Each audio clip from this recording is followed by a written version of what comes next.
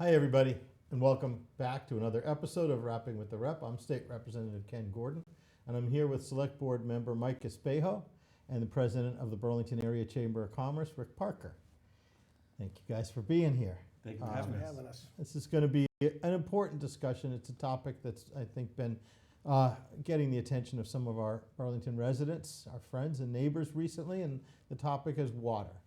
And the topic is the supply of water that comes into Burlington, the shortage that we've been going through, and our overall involvement with our water kind of eco-structure we can talk about. We're going to talk about, and first we'll talk about our local water connections and what work has been done on the part of the town and on the state to address the water shortages that we've been facing in the last few years. And then I want to talk a little bit more about what we're doing on the state to address the climate crisis that we're in that also contributes to the drought conditions that have plagued us in the last few years. Let's start with our challenges with regard to water. The town of Burlington has traditionally relied on its own water supply. We have our own wells and our own treatment of the water that comes to our town, to our residents, and to our businesses. And we've prided ourselves on that. But recently, we've had challenges with respect to capacity, how much water we have, to other issues like redundancy and quality. Well, we haven't had a quality issue, it's been redundancy and capacity. And we've done something to address that. And Rick was a member of town meeting in 2017 when this challenge began to be addressed. What's happened now for folks who are watching is that we have hooked up to the Mass Water Resources Authority, and that's basically run the reservoir that provides water to a large number of the towns in our area. The Quabbin Reservoir provides that water. Quabbin is not in any type of a drought situation like some of our towns have been, and so the MWRA towns have had the water that they've needed. Right now, Burlington is hooked up to the extent that it can get 1 million gallons a day. The construction is still ongoing, and by the end of this year, by the end of 2022, that will increase to 3.5 million gallons a day, which will satisfy our need until we get into next summer. And we'll talk a little bit more about what will happen next summer, where we're going to see a difference. So Rick, talk to us a little bit, tell us the story about how we got here and what the town did to address this situation. Thanks, Ken. Back in, I think it was 2016, at town meeting, we created a water committee where members of town meeting and John Sanchez's department got together and studied the situation. And as you mentioned earlier, there's 3 things that you have to look at: quality, capacity, and redundancy. Now, quality, we maintained all of our own filtering systems to be able to provide pure water to residents. For capacity, we had the capacity of about 3.5 million gallons a day when everything was up, when the wells were up and there were no maintenance issues at Mill Pond. And the redundancy was really where we had a problem. When you maintain your own water supply, you're responsible for obviously filtering it out and delivering it to the public and to the commercial sector.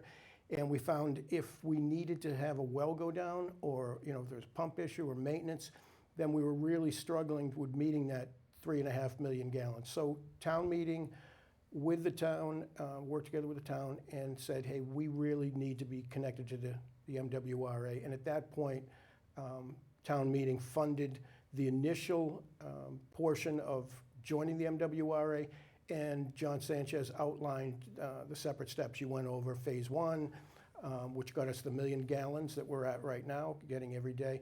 And phase 2A and 2B, 2A will get us to the 3.5 million that you talked about, and then finally 2B, a couple more years down the road, I think it's 2025, we'll be at 6.5 million capacity.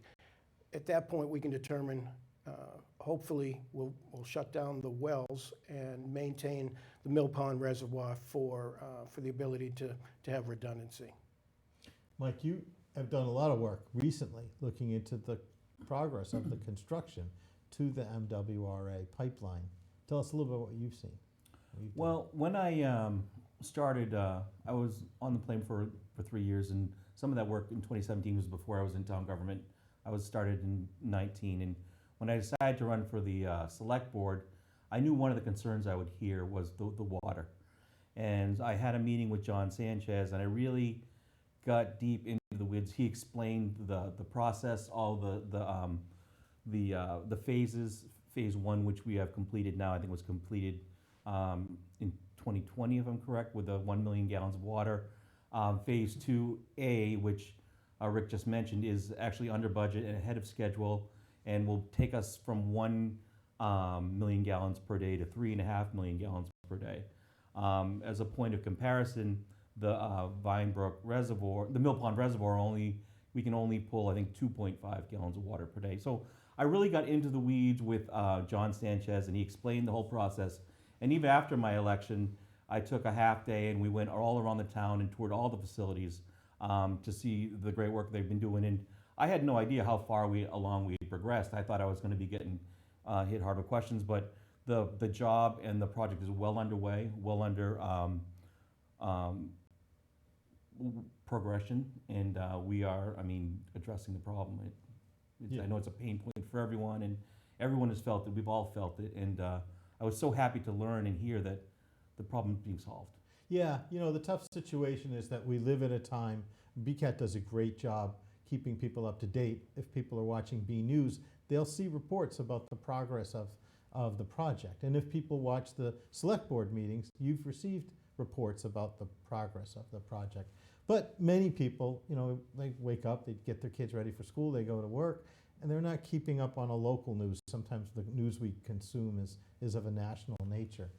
So work gets done without people particularly noticing. Absolutely. But in the past year or so, holes have been dug, pipes have been laid. You've seen that work, and I've seen that work. And we're now currently connected on a smaller pipe. That's why the 1 million comes in through Lexington to Burlington. And one of the issues that's really been helpful to us is our work through John Sanchez in communicating with the MWRA to get this hookup. And really, congratulations and kudos goes out to John Sanchez. Because let's talk about dollars and cents here, because all of this costs money. So how did we do it? How did we do it so that it could be affordable for the people of Burlington, so that the rates they're paying don't have to pay for the whole thing? Well, first of all, what happened was a lot of preliminary and professional work had to be done, reports, surveys, things like that. And that's where the business community came in, Rick, right? And contributions were made to this pre-construction end of the project so that it could be essentially shovel-ready when the day came. Yeah, I think it's important to note that the commercial sector depends on the water as well. And when companies that we're trying to attract here, particularly in the life science industry, have a decision to make, and they see that Burlington, yeah, the water's fine, but maybe if something happened, they wouldn't have the ability to supply the water, or they could be 1 or 2 towns over on MWRA water, where they know they've got redundancy and capacity. They could make that decision to locate elsewhere. So in order to be able to be in the game, attracting these companies, we knew we had to be on there. And the business community, we got together and said, how can we help in the beginning to maybe get this moving a little bit quicker? And we had contributions from companies, and I do want to mention them because it's important, and I hope I don't leave anyone off. We had Reamer Bronstein, Leahy Hospital Medical Center, Oracle, Nordblum, the Gutierrez Company, National Development, Wegmans, and the Marriott. These are long-term companies that have been here, that see the big picture, and they made contributions to make sure that we could work out the details for the grant process and with our neighbors, and make sure that this was going to be something that would help put John Sanchez really in a good position to have all the information he needed. And I cannot speak highly enough about John. We are so fortunate to have him here with his knowledge of the MWRA. He sat on the board for a long period of time. He's sharp, and he understands what he's dealing with. So the business community was really proud to step up and help get that $3.5 million MassWorks grant. Yeah, we'll go into that in a minute. But speaking of John Sanchez again, I mean, he really is, he's one of the most masterful directors infrastructure directors in the state. And so going, as you had alluded to, okay, so where are we gonna get the money? And that's when the state came in. That's when I came in. We all got together and realized there were gonna be construction costs, about $13.5 million in construction costs. So the town applied for a MassWorks infrastructure grant, and I helped to do that, and I advocated for that, working with the administration, and we were able to get a $3.5 million grant back in 2020, and then there was a 2021 grant announced for $1 million to offset those costs. And we realize on the state level that our Burlington economy affects the rest of the state, because what we drive in income through our life sciences and through other businesses here is something that benefits the entire state. And so when Secretary Mike Keneally came down and talked about our project, he said, basically, this is what we should be using state dollars to do. This is the seed capital that we need to use for the benefit of our entire state economy. And so he was proud to come out and do that. We were proud to have him here. And as partners now, we walk down this path together to get this MWRA connection. And the towns in the area also had a role to play, because we couldn't just dig up through Lexington or Arlington or Bedford, which we did, well, Lexington and Bedford particularly. They had to approve, and they did. Our connections are coming in currently through Lexington, but comes down through Bedford too.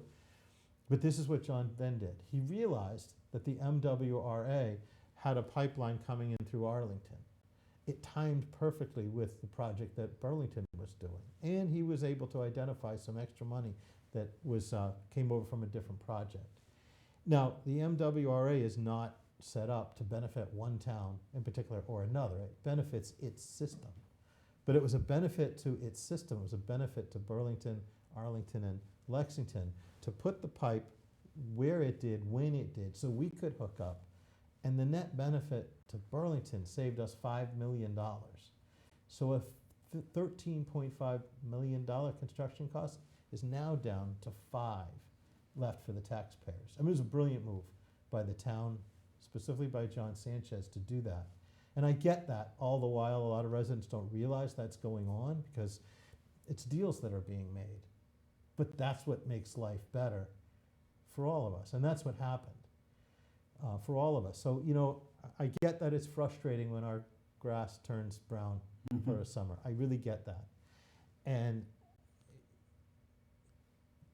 on the other hand, you know, we in government, it's our responsibility to inform people as to what's being done at the time it's being done, you know, to so that they know that there's a solution to a problem coming down the pike.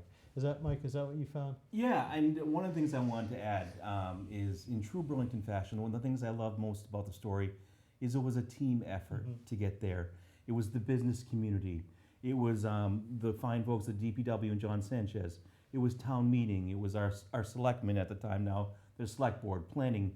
And everybody came together to solve our big problem. And then you at the state level were a huge part of the effort. So everyone pulling together to solve what has been a major issue for Burlington is the part I love the most, is that it was a big problem for us. We all realized the problem. 5-6 years ago, we made strong steps to start to address the problem. And with every cog in the wheel, everyone's help, down from, the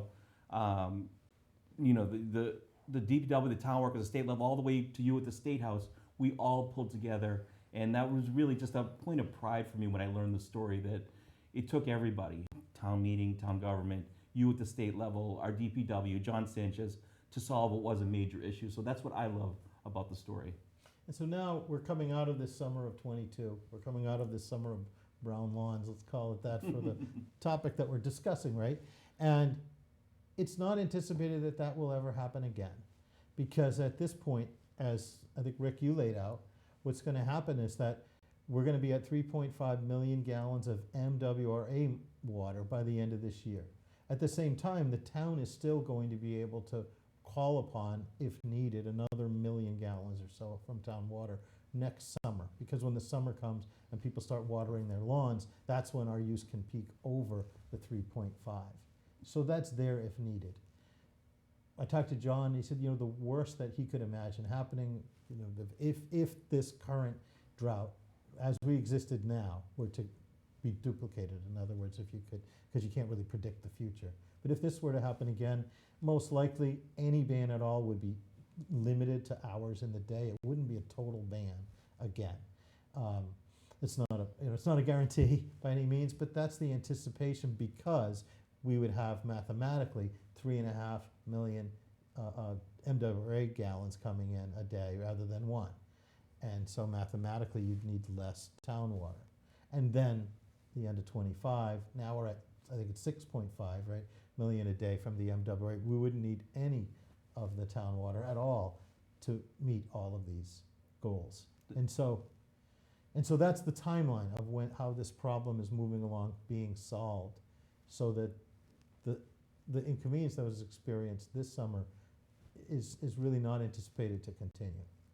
I'd just like to add that, as a resident, if you don't know the details about it, you're thinking, well, why don't they just turn it on from somewhere else? Why can't we just flip some switches and be connected to the MWRA?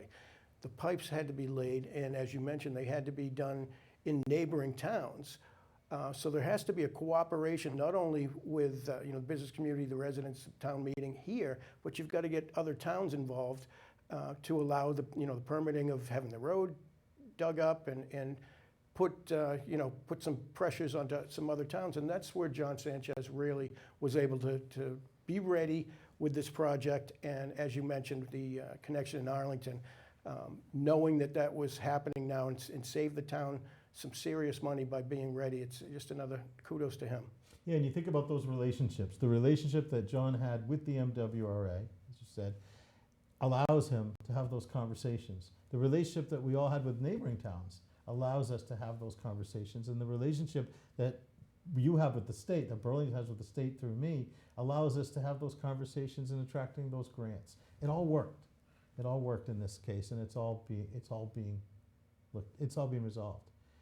Mike, any other thoughts on Well, that? I was just thinking, you made a good point about the differential. In the winter, Burlington only uses 2.5 million gallons. In the summer, we could get up to 4.5 million gallons just because of the lawn watering and stuff. So it is very important that this work is being done, and that we are at moving along to get even when we get to 6.5. That's going to be great.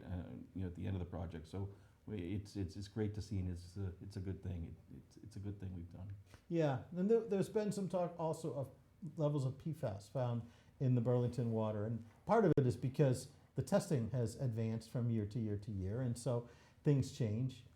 There hasn't been a dangerous level at all, but that's being addressed as well, because at the same time that we're dealing with water, excuse me, we're also installing a filtration system in the current plant. Can you talk a little bit about that? Yeah, another thing I saw when I did tour all the DPW facilities was the Mill Pond treatment facility, and Burlington did a great thing when it came to PFAS. The standards were raised, the guidelines were raised, and it didn't just affect Burlington, it affected every community in the Commonwealth, as everyone knows.